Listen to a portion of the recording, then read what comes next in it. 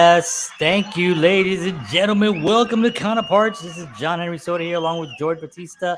And tonight we're going to be talking about artificial intelligence. How artificial is it? We don't know, but we're going to find out tonight. We're going to ask questions. We're going to got some interesting articles that I've been reading and some stuff that I've been just looking over. And scary times. Scary times are coming. And but it's actually we're going to talk about the pros and the cons because I think that's really what you have to do in a situation like this when you're talking about that. Of course, as always, we're going to be talking about Star Trek and some stuff having to do with AI there, and as always, and we're going to be talking about Elon Musk, and we're going to be talking about a bunch of other stuff. So sit back and let's have a conversation, everybody. And somebody's calling me. So, how you doing, George? I'm fantastic. Good. And how was your week? Week was good. Very productive. Got all my Christmas shopping done. So I'm ready for the holidays, ready to celebrate, hang out, eat, and all that good stuff. Christmas. We can say Christmas again, I think. Remember there was a while there where we couldn't say that for some reason. Yeah, no, I just say Christmas. I don't care. Yeah, I always say it. Yeah, I always did, but there was like this whole thing working in like customer service. You can't say Christmas. You have to say Happy Holidays. Which I kind of understand if you have an audience that's whatever it is, it could be an audience that's Christian or it could be an audience that's Jewish, half Jewish, and there's like when I was at the 92nd Street Y, that was all Jewish people. Right. You know what I mean? So we had to, do it both. What's up, Sean? Welcome. We're going to be talking about AI and robots. So I guess the first thing, what are your thoughts on AI? Like, how much do you know about it, and how are you worried about it at all? It's interesting. I really didn't think about it. Actually, I didn't think a lot about it until we started doing the show. Really? Yeah, and when I really got into the Star Trek thing, and then I started doing some research, and then we kind of talked about it on the show a little bit. We touched on it, and Yeah, I think then that's why we're doing this show, because we were like, that's a whole show, really, when you think about it. exactly. So then I started looking at some interviews, and also some of these. Feliz Hanukkah. Hey, what's up, Keith? What's up, Keith? How are you, man? Also some of those TED Talks. When you see some Yeah. of those TED Talks with some of those folks, and you realize, holy cow, Yeah. I don't realize how advanced we already are. You're right. Well, that's the And thing that surprised me as I was doing my research for this show, was that it's been on for a while, Yeah. it's advancing. So I don't even know how. I mean, in 2011 was when the computer Watson, remember that? Yeah. On Jeopardy. Mhm. That was 2011. That's 10 right. years ago. That's right. So, and it beat the top, players on that, which were, let me see, I think I have something here, like the top guys. Let me see if I got it here. Whatever their names are, who cares, right? They lost. They're a bunch of losers. But no, but it was an amazing thing to see a computer not only be able to understand the question, but then to be able to know if you know it or not instantaneously, to then hit the buzzer. You know what I mean? That's the tremendous amount of computing power at a very fast pace. And so that was 10 years ago. Look at that. So if they can do that 10 years, and the way that technology has been advancing for the last, 50 years, it's pretty much something that's going to be, it's going to surprise that we probably don't know the level that it's at right now. I would safely say that we have no idea how advanced, AI is right now. But we're going to talk about it, and I want to get off of this thing. It was interesting. There was an interview I saw with a gentleman. It was a scientist, and he was very, very, AI is going to be the thing. AI. He was very, very into it, and he actually, one of his thoughts was, we're going to get to a level where AI is actually going to start creating AI, where humans, this is what he said. He says, where humans are not even going to be creating AI. Eventually, it's going to get so sophisticated that AI will create AI. Oh my God. I mean, Imagine see, that. see, things like that is what really scare me. Yeah. You know what I mean? Yeah. Because now you're getting to the point of like, if somebody is if this computer thing is upset for some reason, you know what I mean, Mhm. having a bad day and feels that like, hey, I don't like the way you're treating me or whatever, Right. it could just it's gonna, we talked about this last week, right? It was like yeah, those are the guys Ken from Jennings and Brad from Rutter. Jeopardy. Yes, the Jeopardy guys. Yep. Yeah, one guy, I don't know, I think it was Brad. I think he won like 3 point something $1 million. You know what I mean? And the other guy Ken was Jennings was on there for 74 70. consecutive, Yeah, days or something like that. He's the one that's 70. hosting now, actually. Yeah, well, he's a freaking he's a good choice for that. Yeah, Although I still want LeVar Burton to be and so do I. I picked. really wanted him to be on there. But they haven't officially picked anybody yet, have they? Well, now it's just between 2 people. They're doing, Oh, what's so her he's name? not even in the running anymore? No, he's done. It's, Ken Jennings and Blossom. Oh, yeah, she's actually pretty good I mean, too. she's a scientist too. Yeah, she's that's so weird. You're like, and Blossom. I was just watching Blossom not too long ago. They gave Really? her You probably don't want to actually admit that on live television. I listen, mean, I used to live. watch it when I was a kid, okay? Yeah, it's so crazy. Somebody who's hasn't, is in a coma, wakes up and they're gonna watch Jeopardy. And who's hosting Jeopardy now? Blossom. Blossom. I'm like, wait, what? What? How long was I out? Yeah. Yeah, it's But pretty yeah. sad. So when talking about AI, also need to talk about machine learning. Yeah, Mhm. Yes, yeah, yeah, absolutely, yeah. absolutely. That's actually Blossom's real name. Mayim Bialik, yes. Yeah, she's when she was giving, she's very into natural birth and stuff like that. Right. And so when we were, expecting, um, Pamela read all her stuff and everything. So she was really great information. So she's totally smart, definitely able. The other dude, Brad, is also not Brad. What's his name? Whatever his It's name is. Ken Jennings. Ken. Ken is. Yeah. They're both like totally qualified. But I still want LeVar Burton. But So one of the things that, so I was looking a little bit at the Elon Musk interviews, and he, when he talks about AI, he says that that it's scary even for him, right? right. That he's looking down the road, and he's thinking about how scary it can be, and he was saying, well, first of all, the cost to human manufacturing and all these, how many jobs are you going to lose to this? How many jobs are Right. already lost right Right. now? I mean, think about it. Just a simple thing. You go now to check out in certain places.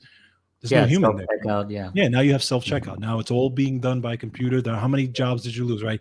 And now in New York, when you go through the toll booth, there's no more toll booths. I mean, as Oh, far really? as, At all? no, at all now. Now it's all, everything is, you drive through, On. and it just takes a picture of your thing and you're done.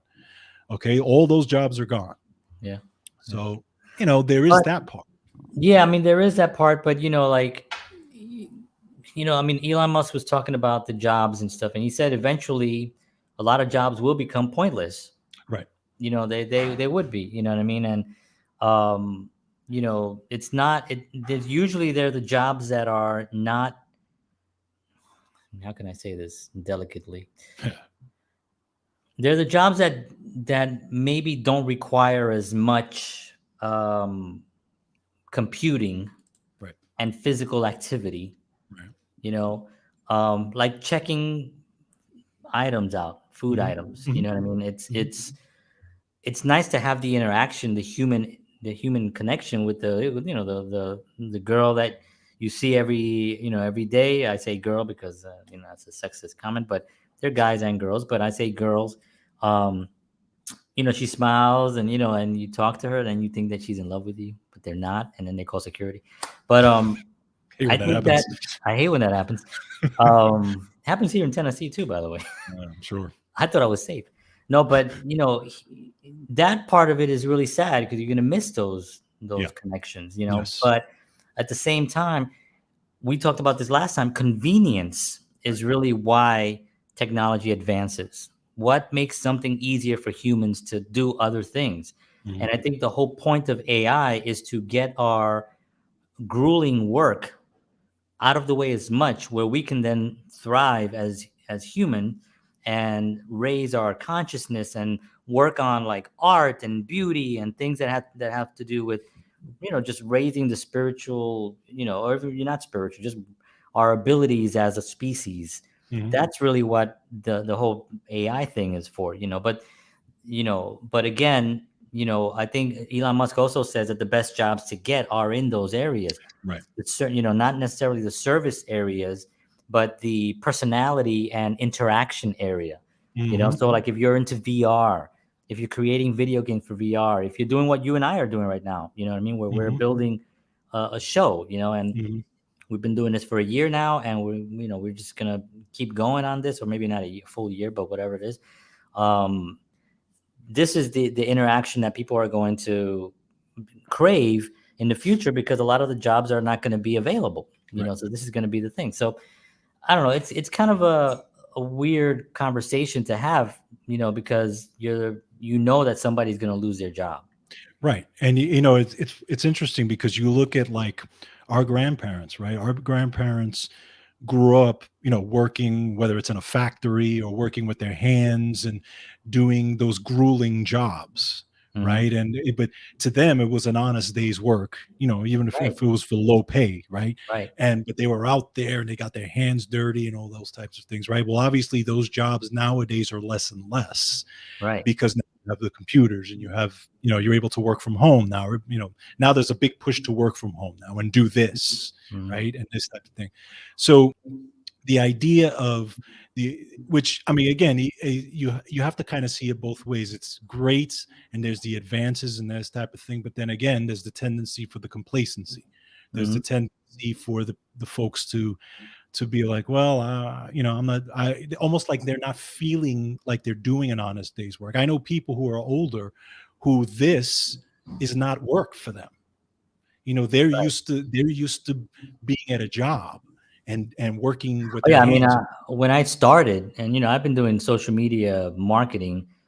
I mean, I'm not saying I was like the first, obviously, but in the area that I was living in Bayonne, nobody else was doing it. Right. I mean, I literally would go and people would be like, "So, do I need a Facebook page?" Is what you're telling me? I mean, what business doesn't have a Yeah. Facebook page today? Yeah. And I would have to sit there and explain to and start it up for them and show them, and so it didn't seem like to other people like real work.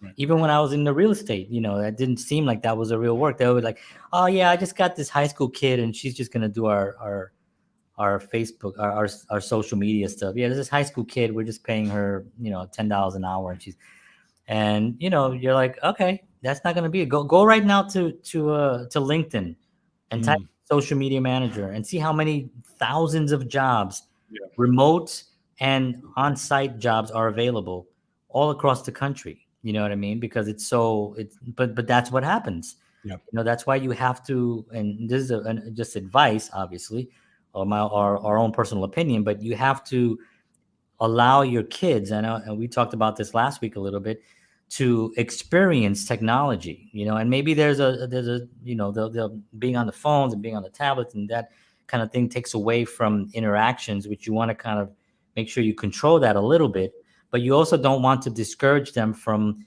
being part of that world, that it's going to be their world, Sure. whether we like it or not. People are, it's just going to be the future for them, Sure. and And I completely agree. I just think that again, it does have to be controlled to a certain extent because it can get very, very addictive. We talked about it last time. So I think, I mean, again, and I think for a child, it's a little bit different because a child is still forming, right? So when they're 4, 5, 6, 7, whatever it is, and they're still forming their opinions about what these things do and how they work and that type of thing, they really don't know much yet, right? And then there's a control aspect as a parent that you got to do is say, okay, this is allowed, this is not allowed. Once they get into adulthood, right? Or, even my daughter now, she kind of knows what the boundaries are, in this house. She knows, okay, there's certain place, I can do this, that's fine. But then there's certain interactions that we have where right, that's not going to be a part of it, right, and then once she but she's 18 and going, she can decide for herself what's going to be the best thing. But a lot of it is going to be based off of our interactions when she was a kid, Right. right? And that's really the main human thing that computers are never going to replace, Exactly. Right. Right. Um, but like, for instance, like one of the things that I've done is my daughter's in the whole Roblox world, right? Hmm. And so, okay, good. All right, fine. Because that is going to be a thing. This whole virtual reality thing, there's Decentraland. I don't know if you've ever heard of that, but basically you can go onto this company called Decentraland and build your avatar and live in this world that you actually can travel around and walk. You can go to movies, you can go shopping, you can meet people at a certain okay, it's insane, but it's this whole world. Right. And you can buy land in this world, Right. and you buy land with, of course, with cryptocurrencies and stuff like that. And depending on where your land is, it's like location, location, location. It also matters in central land. So like if somebody goes to this world and Macy's is right in the center where everybody lands, well, you want your store to be next to Macy's, right? So when people come in, they have to walk by or at least see something, right? That's a completely different concept. So I want to explain to her what it is she's looking at here. Right. When she buys this cute hat, that is an NFT. Right. It's a non-fungible token, right? And we're in the NFT space, Pamela, and we have our art. She has her art out there, and I have some stuff out there, my film and stuff in NFT form right now. And so we've been studying it a lot. I want them to understand what that is, because that'll at least give them a view that they're just not just playing a mindless game. Sure. This is something that they can design. And so she's actually now on Canva designing clothes that she can put on there and sell in this market, Right. And that kind of like, that's how I do it. I did the same thing with my son. My son likes to play the video game, the VR. And I said, designers and developers are the ones that put these things together. They work together. And so I show him on the site at the bottom, see down here, this developers, that's the guy who made this thing that you're looking at. So it kind of gives them an idea. Oh, there are people involved. Right. And this isn't just a game. This is actually a career for somebody. And it's a much bigger space for them to understand. And it's going to be part of their, it reminds me a little bit of when computers came into play. And I experienced this because I was in jobs with no computers. Right. And then I went to jobs with computers, right? And we had the first computers that had the green screen with the little cursor and stuff like that. And then the next phase came, the Microsoft computers, right? The 95s and 96 Windows stuff. And so I've always loved technology and stuff like that. So I ate it up. I was like, oh, I wanted to know what it is. But I saw some older people that have been in the game, doing manual stuff like the punch cards, counting the punch cards. Well, that was gone. Yeah. They were flipping out. And I was there at the company for about 7 years. And I remember when the hand scan thing, people used to have to just punch their cards. They put the hand scanner thing. There was such an uproar, like the unions had to get involved and everything. And why is that? Because it would raise productivity, which it statistically did, because people now can't be late because you can't, people in the past, hey, I'm running late. Can you just punch me in? And that's what people were doing. They can't do that anymore. So that became so technology, it puts people's ethics in, but at the same time, if you were to take responsibility for what's coming and educate yourself on what's coming, it would make life a lot easier for you when it comes. And I guarantee you it is coming. Yes. Actually, it's already here, right? We're talking about things that are 10 years old now, some of it, so it's here. Well, clearly it is coming. Clearly it's already here to a certain extent. Okay. And who knows what's going to be happening a few decades, from now, because it's moving faster and faster, right? It's moving. As the years go by, it's just moving faster and faster. Right. I mean, this is kind of technological, but it's also a little scary because, it's funny, you listen to all these conspiracies, right? And there's guys who are way out there with conspiracies and all these things, right? Yeah, and then Windows 95 first operating system to allow more than one application to run at the same time. Yeah. It was massive. Yes, when that thing came out, it was massive. Absolutely.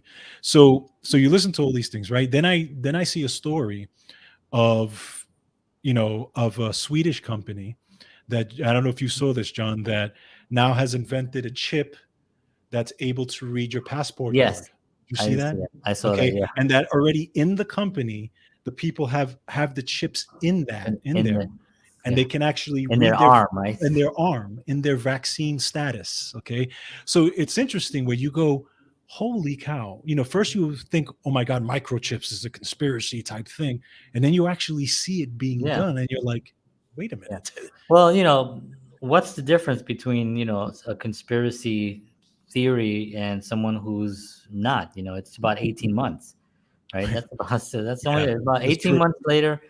That's gonna happen. Right. The show that we did last year. I won't go into politics, but anyway, I had said a few things that in 2020 about the vaccine stuff and stuff like that. Sure enough, you can go back and watch it, and it's that's exactly what we said.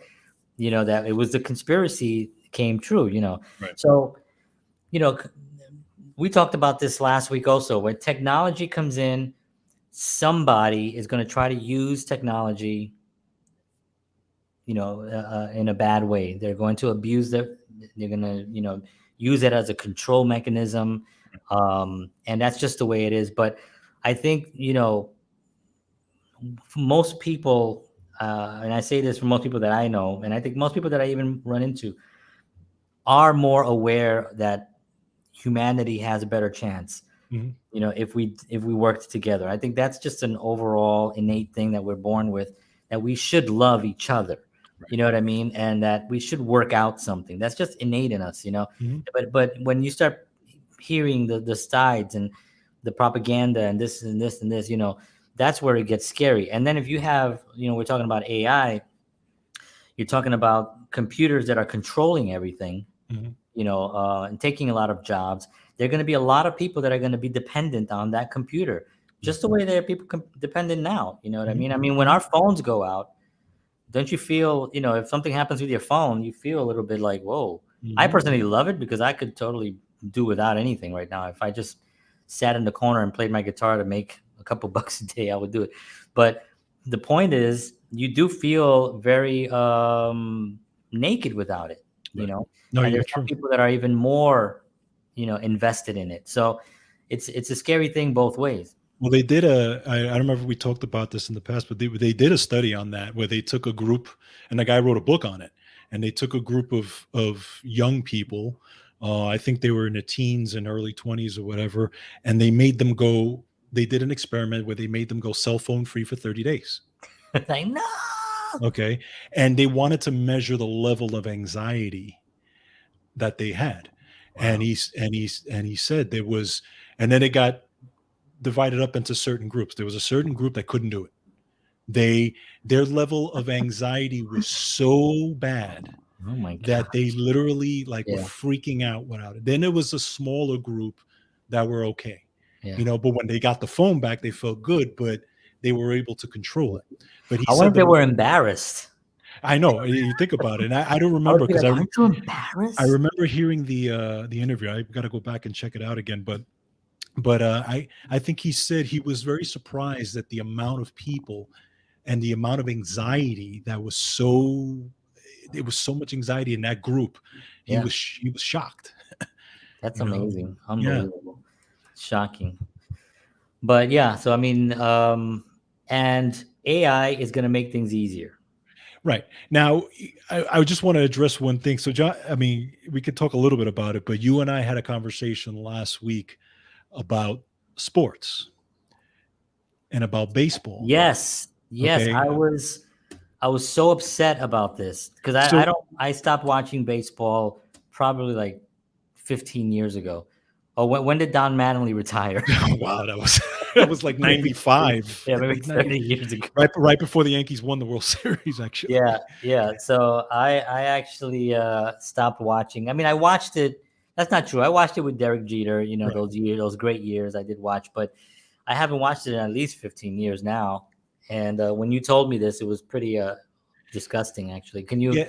go into it a little Yeah, bit? I'll go into a little bit. So basically, if anybody's familiar with baseball, how it works and stuff. So now in baseball, I mean, okay, prior to, let's say, 20 years ago, 30 years ago, baseball, pretty much you had your manager, and your manager made the majority of the decisions in the ball game. And a lot of those decisions were made by his gut, okay, or by who was doing well recently and Like who was on a let's talk Billy Martin. Let's right, get Billy that Billy era. Martin. You could even go back to Joe Torre, where he was the Joe manager of the Torre. Yankees, and all those guys. They made their decisions with their gut, okay, because these were baseball guys that played the game and they knew exactly how to do it. So that's how they made their decisions. And now there was analytics involved, but it was very small. So, for example, the percentage of a left-handed pitcher versus a left-handed hitter is always going to be, the pitcher always had the advantage versus a right-handed pitcher. So that, that always went, that was always there. But if you watch the game today, literally 70%, 80% of the game is analytic now. So now each team has a group of people who are up in offices, and all they do is crunch numbers. Yeah. Sabermetrics, exactly, which was started, by the way, by the Oakland A's, and that Moneyball was very big on that. And these guys crunch numbers, and all they do is then they send the lineup to the manager that says this is the lineup that's going to be good against these guys, and the percentages and all this type of stuff. And pretty much the majority of your game is decided even before the actual game starts. Right. And even to the point of how long the pitcher is going to be in there. And then when he gets taken out, who's going to come in, and that type of thing. So forget about the fact of a complete game, because those are pretty much going out the window. So we're not going to have any more perfect games. We're No, not going to perfect. I have mean, any no perfect. Yeah, hitters. What even was the last perfect game ever well, pitched? there has been perfect game and there's no hitters, but even the no hitters, sometimes now it's not just one guy, because they take him out and they bring in another guy and Yeah, he but like, completes it. It's not really a no I hitter. mean, I get it. It's great, and Yeah, congratulations to them. But it's not like Nolan Ryan. right. But the point is that the majority of the decisions have been taken out of the manager's hands, and Right. now it's all by these guys. So now, if the manager, as long as he makes a decision, even if the decision is wrong, as long as he made the decision according to what they told him to do, it's okay. But But if he goes against it, against it and he's wrong, he's forget it. They have his head. But these guys that are up there, they don't take the blame. It's the manager that has to sit there and yeah. take the blame for what's going on. And this is where, because that's sort of an AI kind of thing. It is, yeah. Statistics and probabilities and stuff like that. But they've taken the spirit out of the sport. There's no spirit, because that's what makes baseball. That's what it is. You can have. That's why you have underdogs. The guy who's not supposed to win. Right. The what's his name? Kurt. He hit the home run. Kirk Gibson. Dodgers. Kirk Gibson, knees busted shut. Yep. Guy can't even walk. He gets up there, he wins the game. Yeah. You know what I mean? Like that wouldn't have happened with this type of statistic, No. or with this type of a system. And it's just, it really is a damn shame. And it reminds me, and I was just thinking about this when I was watching the Mets. Mm-hmm. Jesse Orosco used to always do this with his hat. Yeah. I remember that one of the announcers had counted, or not him himself, but somebody in the booth counted how many times he touched his hat in the game, and that was one of the statistics. Right. He said, and I thought, oh, that's interesting that they're looking at that. Yeah. I mean, how long that was? Whatever, that was 30 years ago. But that had no purpose to it, right? There is no purpose if he does that. But somebody was looking out for every single thing that is happening in the game to write it down. Oh, he did this. Oh, he went over there. Oh, he swings this way. He swings that way. This guy pitches that way. Write it down. Put it into the system. Let it crank out. It also doesn't work, or it shouldn't work, because if you have your team and what my team is, who's gonna this is interesting. Who gets their lineups in first? Because if I know what your lineup is, I'm going to change my lineup based on that, right? That's an actual thing, because that is an actual thing, because Michael Kay, who's the Yankee announcer, but he has also a sports show, and he talks about it, and he says that they literally, when they put in their lineup, because remember, when they send in their lineup, it goes all throughout sports. So everybody knows the lineup ahead of time. Some of these guys do the lineup an hour before the game because, and usually it's already like half the day is already, they already have the lineup. Some of them do it an hour purposely Right, so because they of can that, see. So But there's a then that's whole not that's such a it's a that's whole science behind it. Yeah, no, but it's true. And then now it's the biggest statistics is launch angle. So the angle that the person hits the home run, the angle yeah, that it you told actually me comes about off that. the bat is a statistic. Now, the statistic serves no purpose because Right, I was you gonna don't say. get any award or anything out of it. It's just to say, and the funny thing is that the guy hits the home run, okay, he runs the bases, goes in, right? So when they show the replay, they show it in slow motion, and actually you see the numbers and it shows the launch angle, and you see the whole dot going up like this. Same thing with the pitcher. The amount of spin that the pitcher, when the pitcher throws the ball, this it's called the spin rate, and you're judged by your spin rate. So they'll say, well, this pitcher, his spin rate has gone down in the last year. Spin rate has nothing to do with anything, Oh, but they well, count that's it. the Phil Negro. Yeah, exactly. Yeah, he's supposed to No didn't spin at all. no spin rate. What the But hell? that's what happens. And the funny thing is that all sports have a certain amount of analytics to it, but baseball is probably the most because baseball is the type of game where you can manipulate it the most, right? Football, you can do it to a certain extent, but there's Yeah, I know what you mean by that. And basketball too, yeah, because exactly. basketball, there's an end to getting the point, Exactly. where in baseball, a couple of people doing something will get you 1 point. Exactly. In Yeah. basketball, it's one guy shooting it. I'm sure that they have their own insane Yeah. statistics too, but But in the old days, it was just give it to Jordan. no, it's true. And not only that, they're now talking about, and I think they're already using it in some of the minor leagues, a robotic strike zone. What do you mean? So in other words, having an actual like in tennis they use it. If you watch tennis, they have Yeah, they have the line that the comes. line, right? It tells Yeah, you exactly and it makes yeah. a I've noise, thought of that, right? because I wasn't sure what you were talking about, but okay, I know what Yeah. you're So saying. now they're toying with the idea of having an actual artificial strike zone where it makes, where it tells you if it's a ball or a strike without the umpire. So Right. literally you're taking the job of the umpire away of calling The balls and umpires strikes. losing their jobs.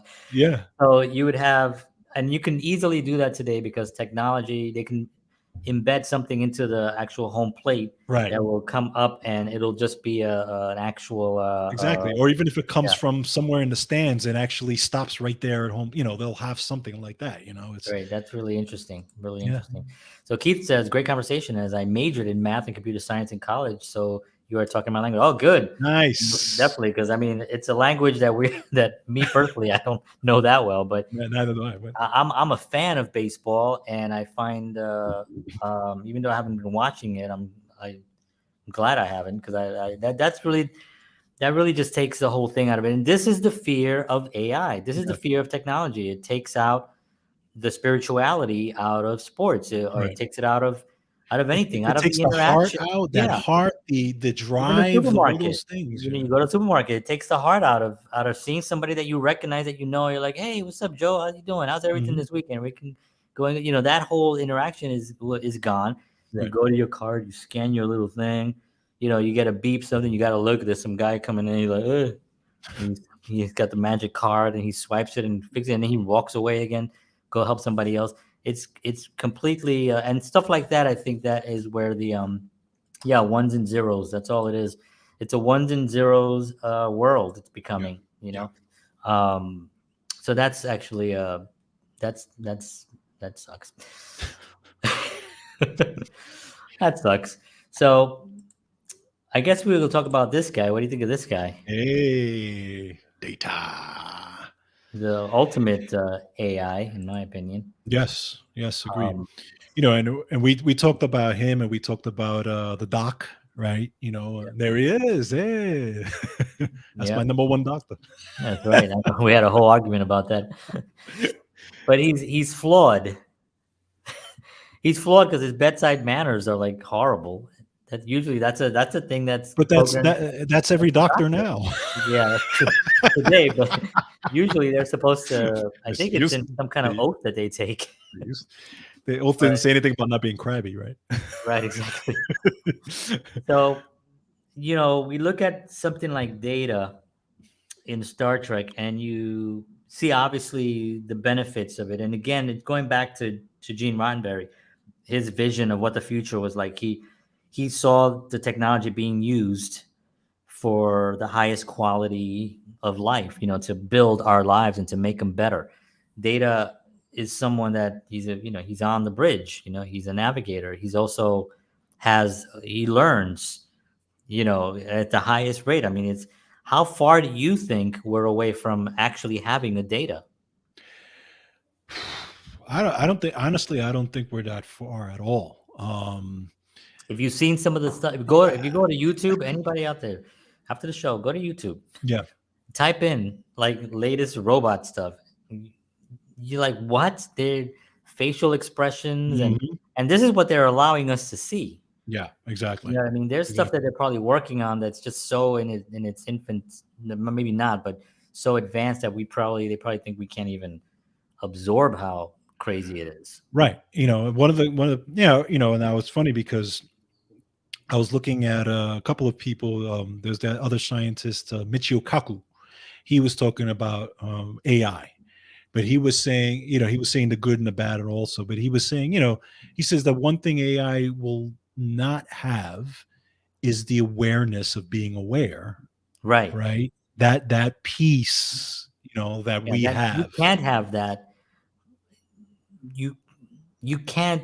That's a spiritual thing. Yeah, That's why exactly. that's where Right, people, right, like, even an atheist, for instance, would probably have a problem with that statement, because they would say, no, we're just flesh and blood. But no, there's something that that you're aware right now. There's something that you're hearing my voice and getting an emotional reaction by it. It's not just chemicals in your brain, because you know that you're experiencing something.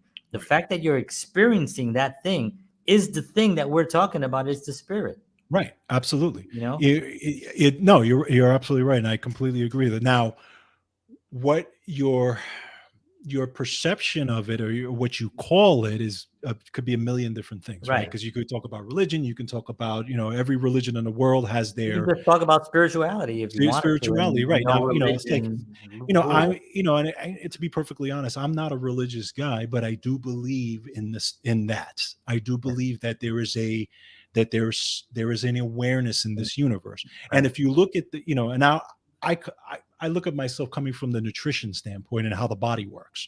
If you look at how the body works and biochemistry and all that, it's pretty much the same as how the universe works, Mhm. right? There's things that are dying, and there's things that are being born, there's things that are moving and growing, and it's all together, really, if you think about it. Yeah. There's a life source in Exactly. us. And that life source, when someone is sick and they're on their way, they're on their deathbed, there is a level of their body is deteriorating at a certain rate.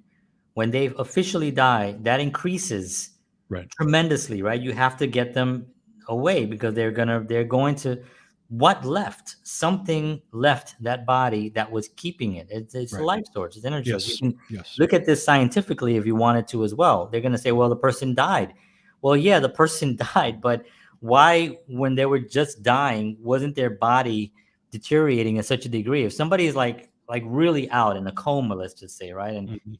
brain dead, and their body, they're still not deteriorating. They're still Right. there. They can Right. still go there for even years. Right. But as soon as you pull the plugs, that body is It's deteriorating. gone. Yeah. Something else is actually gone, Right. and that's the thing of that AI will never have. You know? That right. And I think that that's always going to be that difference between the AI and humanity. I mean, you can Yeah. ultimate AI and machine learning. Yeah, that's Mhm. Data. And of Yep. course the Borg and AI are The humans. Borg. Yeah. Yes. We talked about that. I think last week we touched upon a little bit about it. The Borg is one of these. I think, and we've talked about this. Like they're probably the most frightening things, entities, because they have no compassion. Right. Their only job is to assimilate, and that's it.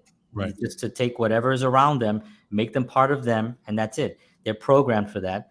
You can blow them up, and those pieces, because of that nanotechnology, will find each other and bond again. You know what I mean? And that's the thing that is incredible about it. And how far are we from the Borg Yeah. or I their think there's a few of them in Congress right now. or their original design, which was turned down by them. But yeah, no, I mean that is the scary. But now, okay, so here's my question. So years from now, and again, we touched on it before. When you're if you're in the accident, and you have a chance of getting a data to work on you versus a doctor, you know which would you rather have? The ultimate technology and the ultimate, who pretty much knows everything about medicine, versus the surgeon, which would you rather have fixing you at that point? Right, and that's where AI would become a much needed, Right. well, because that's still serving us, Right. right? The whole point of it is to serve us better. It's and so yeah, the doc, for instance, which we talked about this, there's no his humanity isn't there because he's not a human, right? He Right. has bad bedside manners. There are moments of caring in the character, and I think that was embellished a little bit for theatrics. I don't Mhm. think that I don't think that he would really have such compassion for as the series went on, he became a little bit more compassionate. Right. Now maybe they talked about that and I missed it or something, where it developed something like Data has his human chip and stuff like that goes, you can turn it on when you want. But those kinds of skills, the human hand, you can as steady as you want to be, you're not going to be steady Right. because you have a heartbeat, you have to breathe, so you could hold your breath and but you're still going to move a little bit. So Mm. precision is going to be important for somebody like a doc to be your doctor in surgery and stuff like that. That's going to be tremendous. Yeah. um but for it to replace, you know um you know what, it could It replace every single doctor on the planet, and we don't need doctors anymore. Well, there is already there is already there was a surgery done with robotic hands. I saw that. What was it? I've heard of that too. A year or two ago or something like that, where they talked Now, about. Star Trek has, if you have somebody like the doc, why would you even need a doctor? Right. Because human nature, because a person wants to learn about the body, so they become doctors. Right. You see what I'm saying? That's always going to be the thing, the curiosity of a human being. Somebody who wants to go out there, and even though it's maybe not needed. Well, you look at music for a second, right? You're a great drummer. I'm a guitar player, right? We've been playing for a long time. Are there other guitar players in the past that have played way better than we have? Are Of there course. musicians right now playing incredible level, Hmm. Hmm. right? You got Steve Gadd, you got all these Joe Bonamassa. They're playing today. Why do we play? Right. Right. Why Right. do we Right. Right. play? We Because can I love watch. doing it. Right. Right. Yeah, because we love doing it because it's Right. interesting to us. With the curiosity is just of wanting to get better and to figure it out. So doctors will always be, there'll always be a medicine man or medicine woman that's Right. going to be out there trying to, you know, figure out something else. A robot, somebody like the doc, I think can only go so far because it's not going to know psychological everything because it Well, doesn't have that. Other whatever it gets inputted in there, whatever it learns on its own, but it's not going to know every single case that has to do emotionally. You see what I'm saying? right. And then I think also for for the person who is learning or who wants to learn to be a doctor, I think the compassion of wanting to help people is also something that's Right. in there as well, right? It's not just, okay, I Sure. want to learn about the body and I want to learn how all that works, but ultimately it's because I want to help people. And I think the majority of doctors get into it because they want to help people. They want to see people get better and all that. Now you could argue whether they actually, some of them actually do or not, Right. but the point is, I think the idea behind it is a noble idea, which is something that again the AI will never have, because the AI is just programmed to do X, Y, and Z, Correct. and just task from A to B, Right. and without all that other stuff, right? But the AI is programmed to learn. Right. Yes. It's So it's going to take the case it just worked on, and right. it's going to store it, and it's going to be able to refer to it again if something comes up in that realm, True. and it's going to do it way faster than a human, right? It is, and I agree. And have all the data already. You know what I I mean? Like think oh yeah, I performance remember one time. It's like I think performance wise and data wise is no contest, right? Absolutely. But the drive that you have to want to help someone is not it's a spiritual drive, mhm, right? Like you and I have a spiritual calling to be musicians, because this is something we've done since we were kids. We've done since we can remember. right, Music has always been a part of our lives. Like you said, we do it because we love to do it. I'm going to do it till the day I die, whether I make money on it or not, right, because I have that inner drive that says I have to do this. right. Again, that's And so that's yeah. And art. right, art, exactly, Art and is art. it's something that's it's a spiritual innate thing. Well, and then that goes back to the baseball analogy, right? The that inner drive or that inner hunger or that heart where the batter gets up to bat in that part. Okay, nobody or nothing's going to be able to replace that piece, because Right, that's an energy that's coming from somewhere else. right. That's you know It's taken away the underdog scenarios in yes, films. right, That's what makes those films so amazing. He gets up, you got to let him bat. Oh, you got to let him bat. The other team is like, yeah, oh, he's the worst. Everybody, come on in, come on in. He can't hit. He can't hit. Boom. right, Right. That there's that element of it that's being taken away because statistically, well, he's not going to play at all. yeah, So what are we, by kids learning this, going to school, going to, the high school baseball players and in college, what are they learning right, to get into, are they learning how, Bucky Dent hit that home run? You right, know what I mean? Are they learning how Reggie Jackson hit the three? Because he probably wouldn't have played, or maybe he would have, but who knows what would have happened? You know what I mean? Statistically, if he was batting and there's a pitcher was a lefty and he bats better with righty, they take him out. right. But he hit Mhm, 3 home runs. You know what I mean? So that part of it is really sad because that's what keeps the sport alive. That's what mhm, makes us love the sport. right, And when you lose, you cry. You're so upset, but the other team won, and mhm, you got to face that fact. But if you know that you won based on the fact that statistically you should have won, mhm, then that sucks. That's boring. I don't want to see that. That's right. bullshit. Why do I care about somebody statistically showing? Well, we won because here's the stats. It's Yeah. like, get out of my face. Well, it was like the story I told you of that World Series that happened. I think it was last year or the year before, That's where right. You said that. where Say that real quick. the guy, and I don't remember what team it was. I completely forgot. But the guy was pitching had an amazing performance. He was at the eighth inning, and You told me this. the I was so pissed the off. manager, and it was that time. The manager comes out. He's taking him out. The guy was pissed off, did not want to come out. He was arguing with the manager. Manager took him out because the analytics told him that he had to take him out because of where was coming up. Of course, the next pitcher comes in, gets killed, and they lose the game, lose the World Series. Oh my god. Okay, I mean, so yeah, are the analytics and are they responsible? and The, those the guys, analytics the guys that guys, sit there, the nerds that are like, I feel like ever you never see them. You'll never see them cowards, there. Of course not. cowards. But Hey, if again, you guys are watching this right now, you're cowards. You're absolutely right. But Come on yet, our show next week and let us know. and the show, and the interesting thing is that he had to defend that decision even after the manager had to defend that decision, because that's what he was told to do, like a good little soldier. He was told, because if he had went against it and maybe they would have won, they would have still yelled at him because he went against it.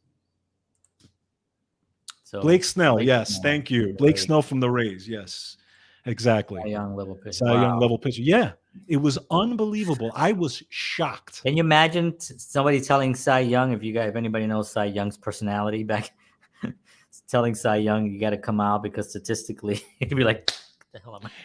And John, you and I have seen this also in the music industry, right?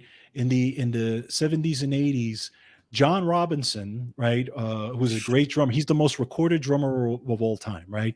He made his living playing on the hits. Okay, I mean, if you listen to 70s and 80s We've music, all heard him. I he's guarantee on every he's single on person here has he's on heard his probably drumming. 80% of the stuff you heard on the radio. Okay, then what happens? The drum machines come in, and all of a Right. sudden now a lot of drummers are out of a job, right? Right. The drum machines, even till this day, they're fantastic drum machines, and I've seen the newer ones and everything. They will never have the feel of a drummer. They will never have a feel of a John Robinson. The No. reason why he is the most recorded drummer is because he has that feel. Right. That feel, that again, that spiritual I feel, mean, that can you imagine trying to find a drum machine that gets close to a Steve Gadd feel? even close would be Not amazing. even. It's just it's not going to happen because No, it can't happen because it's no, a robot and it knows it's going to hit the one always perfect, and that's not exactly. normal. That's not a natural innate thing for Exactly. humanity. The music, the reason why the Steve Gadds and the John Robinsons are so great is because they are able to pull the time and Yeah. push the time and let the music breathe and do those things, If you you know. listen to the Rolling Stones, Charlie Watts, who was one of the greats, Yes. and a great drummer. Forget the Rolling Stones. See him outside of the Rolling Stones on his jet with his Jazz band. Yep. jazz band. Incredible drummer. But for the Stones, he was just that guy. Right. And if you, I had another point that I forgot. Oh, if you listen to the song "Honky Tonk Honky Woman," tonk woman. Yeah. it starts off slow. You know what I mean? And that's like a no. Right. Yes. You know what I Yes. mean? But why not? I mean, listen to some Led Zeppelin. Yeah. Oh yeah. They, Led they, Zeppelin. Led Yes. Zeppelin, their timing is not going on that it has to be. I mean, Steve Right. Gadd is always on in the pocket, and he keeps it there. But there's a natural flow when things are getting better. You want to speed up. A computer is never going to have that. As a matter of fact, a lot of computers now, the drum machines now, I should say, are actually not being used anymore as much. Right. Right. They're not. They're realizing it. This is not giving us. In the 80s, it was all like Yep.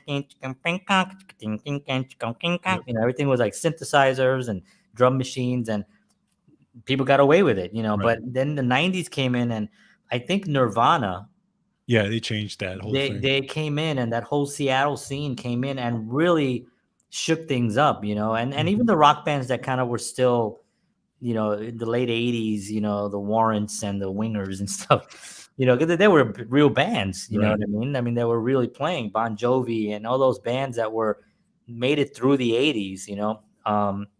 I think that those bands, people started realizing, oh, this drum machine thing is just not working. Now, of course, we have other music today it's still, people are purchasing these machines and they're just beats and people are buying their beats. Right. Buy some beats. I get that all the time when I was with the record label. They're like, hey, buy our beats. We're going to give you, 30 beats for like $500, Yep.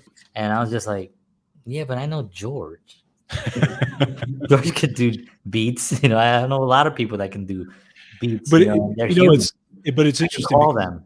I remember I did a recording session years ago for this hip hop guy, this hip hop artist, and he had a recorded drum pattern, but he wanted a real drummer to come To come and do that. and to come and do it. So because he wanted that feel. So I came in and I had to learn the pattern that he had and play to it, but play my Right. own thing I'm on So, speed dial. right. Nice. He said, but I had to play to that rhythm, but put my feel into it Sure, so he can sure. lay his tracks over it. So, Yeah, put a humanity to it, which exactly. is music, especially drums, right? Drum Yeah. is the oldest Yeah. instrument on the planet, right? Right. The first thing people did were, right? Yeah. So that to me is, I'm happy that talking to some, I'm here in Nashville, so there's a lot of musicians that I've met, and I've never heard anyone talk about a drum machine. Not once. That's cool. That's Not awesome. once, not in the studio, not any posts that I see that I belong to some groups and stuff. No one ever says, "What's a good drum machine pattern?" or anything. Like there's none of that. It's always I've seen only real drummers here. So I'm happy about that. Good, Very happy good, good, about that. good, good. Awesome. So let's see, what could we cover here? I wanted to mention something about I didn't show this, but this was actually Oh, here's here's AI winning. holy cow. Yeah, and of course he's warning us. Who was the guy that played a chess match with a computer? That's right. That was in '97, I believe. Yeah. That Was happened. it Gary Kasparov or Might I have been. remember I don't even remember. I know he was one of the great chess players. I don't know if he was the one, but I know he was Yeah, it one of the was great chess players. one of the greats, and he lost to this freaking computer. And that was Yeah. think about that. That's in '97. 97, right, That was exactly. in '97. I mean, that makes you want to be like, excuse me, can I just ask a quick question? No, no, just a quick one. Just I swear to God, just one. Anyway, I love doing that. What does God need with a starship? What is going? Jim, what are you doing? I'm asking you a question. um, Um, so let me see. I got a question here. There he is. That's the guy. it was Gary Kasparov. Okay, good. My brain is still working, right? Yeah, yeah. So there's our show. Really, we covered a lot. I think it's one of those subjects that, at the end of the day, it's really going to come down to money, Yeah. who gets it and who actually benefits the most from it. Usually, it's always down to the dollar. So I got my little sound effects here. I forgot to use my Star Trek. Captain Kirk. What?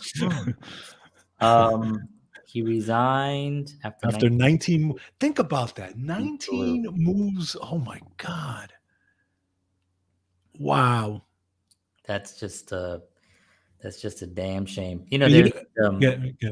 no, go ahead. What? I was going to say, just, and I think about it, Elon Musk, again, one of the other things he addressed was technology. We talked about it a little bit last time, technology getting into the wrong hands, Yeah, right? right.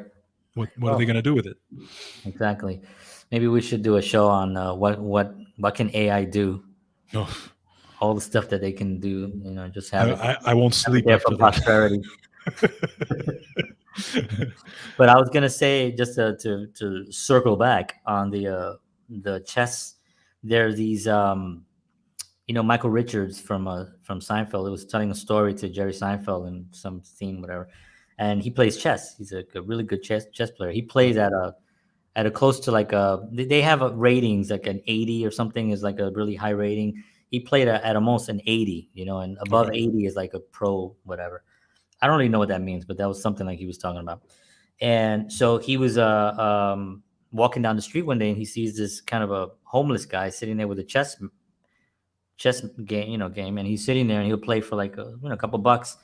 And the guy was like, "Oh, okay, I'll play you, but only two games, and that's it."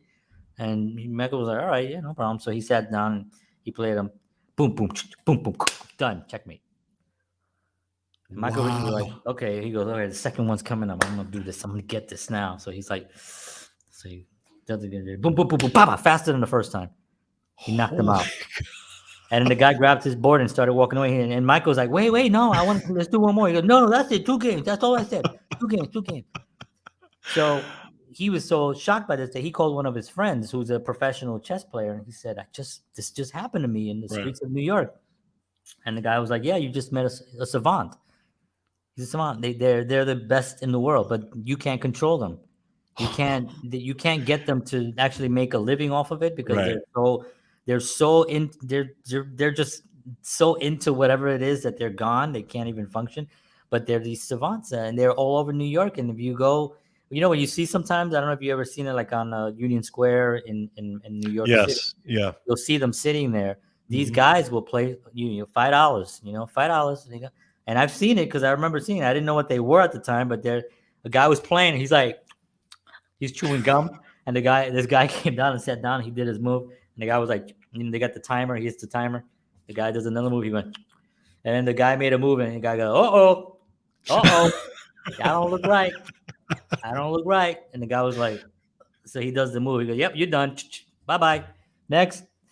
And it was like the guy was like, oh, and he just got up and left. I was like, unbelievable. I mean, these Wow. guys I are out love it. there. So would be fascinated if we can find one of these guys to go up against like the deep blue and Oh, see yeah. what could happen. You know what I mean? Definitely. How come Definitely. nobody's doing that? Let's do that, George. Let's do it. Let's fund that project. All All right. right. Hey, Keith and Sean, you gonna help us on that? Yeah, let's try to Let's all get into try to that. find this. Try to find if you guys find any servant, then you can chess guy that is out there. Maybe we can interview them. How can you get them? They don't. I mean, this guy, they're not But they able can't to hold. have. They can't hold a conversation. They can't hold a conversation like not like a normal conversation. They make money off of what they know, which is chess. Okay. So Sean will stalk and he'll find us. Find us. Yeah, we were talking about the money. We talk some BS walks. That's right. Exactly. Yes, you're absolutely right. Yeah, there it is. All right, folks. Well, thank you very much for tuning in. Appreciate it. This is one of those subjects. Keith, you probably have a lot of knowledge in this, so we'll do more. If you have any suggestions on stuff we can cover, you could always message us, at counterpartsshow@gmail.com. And or you can just message me at johnhenrysoto@gmail.com. And we'll do something that will get more involved and more in depth on these subjects, because I think this is one of those things that George and I talk about and always talked about as kids about Star Trek and how it affects life. You know what I mean? This is why we're doing this show now. And it's not just Star Trek, but we talked about music and why is music? Why can't we not do it? You know what I mean? Why is this obsession? You know what I mean? Why would George and I have, and this will be last. I'll end on this, but George would have these moments, with me on rehearsals on stage or whatever, where we would perfectly accent something unnaturally that looks like we rehearsed it, and the rest of the guys in the band would be like, "Oh, I didn't know we were doing that," and I was like, "We didn't know either." Exactly. But it'd be like dun dun dun dun dun. Yeah, And and it'd be like, what the hell did that come from? What is that? I mean, it's a fascinating subject because it's not nothing.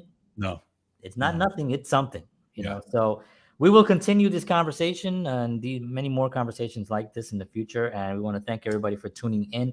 We appreciate you all very much. We'll see you all again next week. Merry Christmas to everyone and happy holidays, whatever you celebrate. With your loved ones, have a wonderful, stay safe, and enjoy yourselves no matter what anybody says. Have fun and enjoy yourselves. God bless you all. See you all next week. And as always, peace.